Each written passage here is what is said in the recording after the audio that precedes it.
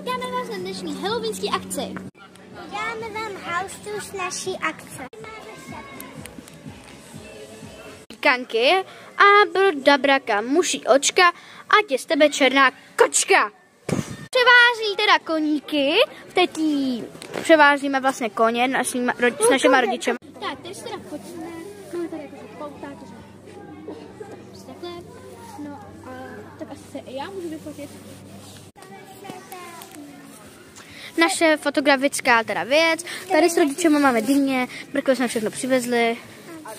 Dýně vydlebaný. Tady máme takhle jakože zbytečné věcičky, ale tudy povede večer stezka, to vám taky ukážeme. Tohle už tentokrát nebude do shortu. To už bude jakoby jiný videjko, jo? Máme takovou jakože zakázaný vstup pro koníky, no, tam se připravují na jezdění, na kterým dneska já pojedu. Strašně lidi jako Pennywise. Tak a teď to teda říká, že to je můj Pennywise, tak to je moje sestra. A žlutou, kde dneska přespíme. Konce jakože takhle tady malujou. Takhle si můžete něco namalovat, až z druhé strany máte obrázek jako.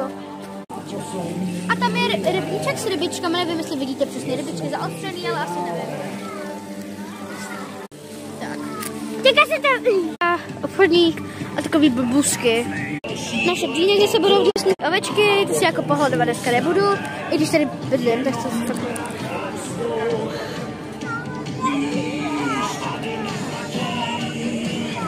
Teda agresivní kachna. Koho ještě?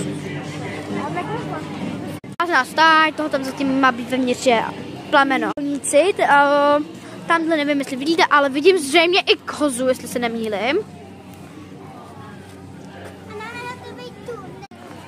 Malý hřiště. Jakoby malý hřiště.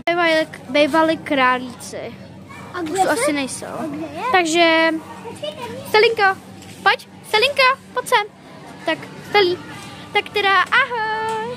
Ahoj.